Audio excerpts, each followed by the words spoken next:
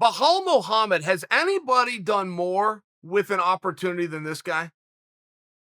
I'd love to hear it. If you've got an example of somebody who did, and I hear comparisons to Michael Bisping when he stepped in and won the world championship. I reject that. I reject it because Bisping was already a star. Bisping was already an Ultimate Fighter champion. He was already on the tip of everybody's tongues. He was already a constant main eventer.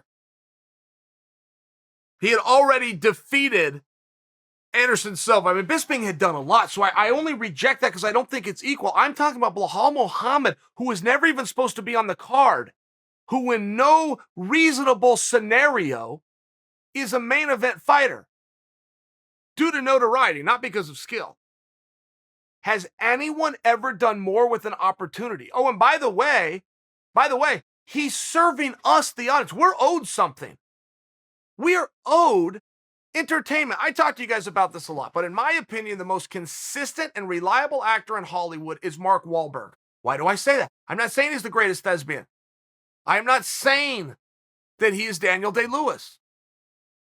I'm not saying he's the most talented man. I would put that as Will Smith. I'm sharing with you he is the most reliable. He and Denzel Washington have something that nobody else has for my money and time. And that is they have an understanding of the exchange. I'm going to give you 2 hours of my life and give you $10 of money. You have got to entertain me and not make me regret those 2 hours. And I think Wahlberg's the best. I would have to put Denzel in there too, in all fairness. Never let me down. But we're owed that. We're owed that as the viewer. We are not just owed seeing punches and kicks and an announcement by Bruce at the end for who won. That's part of the exchange, but we are owed entertainment. We are owed that you have something to tell us that's real, that captivates us and turns us on to you or turns us off. And that's where the disconnect comes. Fighters don't want to say anything that could turn you off, so in exchange, they say nothing at all. No. You owe it to us to turn us off. You owe it to me. If you're a hateable guy, you owe it to me to make me hate you. Belal Muhammed has done more with this opportunity on short notice, one that he would have never been given, against a number 3 guy in the world who he never could have got matched up with. And you know what? That has nothing to do with anything. Nothing. And if he goes out there and he beats Leon, it's going to prove beyond rebuke that it has nothing to do with anything. I watched the last Olympic Games, 2016. The Italian won. There was 24 people in the bracket. The Italian was the number 24 seed. He had never won a championship. He had never won a medal in a Class A tournament. He won the gold medal. And he took out the top guy in the very first round. It only got easier from there, at least on paper. The point being, anyone can beat anyone, and we all know these things. But for some reason, in this childish and chickenish sport of fake tough guys, not just anyone can get an opportunity.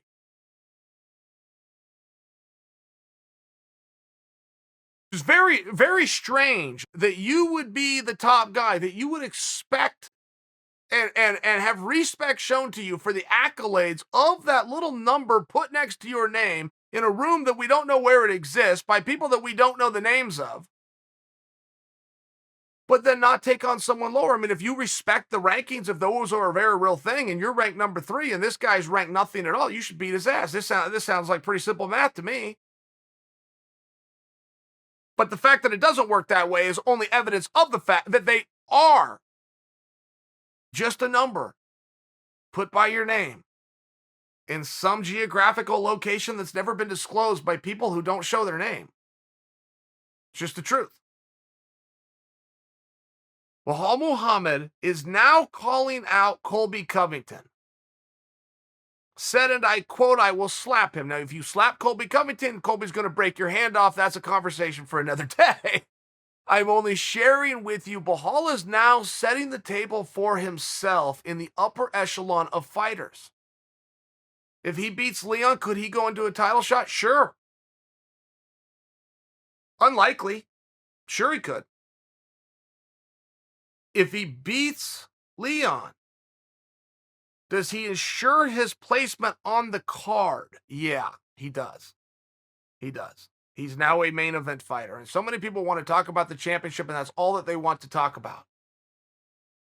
And once a month, there'll be something known as a pay-per-view where a championship is up. But every Saturday, there will be an event. Main event. Co-main event. These are the spots that you want to go after. Figure out opponent later. Figure out weight class when they tell you. Figure out date when you read it on the sheet. Placement on the card. Main event. If he beats Leon, he may not go into a championship, but Belal Muhammed is smart enough to not be positioning himself for that and only that. He is positioning himself to remain in main events. It was a guy who's done very good job, won a lot of matches, and is a talented guy that you guys simply didn't know who he was. And in all fairness, I had to learn how to enunciate Belal. I had to call John Anik and say, how do I say this guy's first name? He's done more with this opportunity than anybody else that I can remember. I don't know what's going to come of it. I don't see anything bad.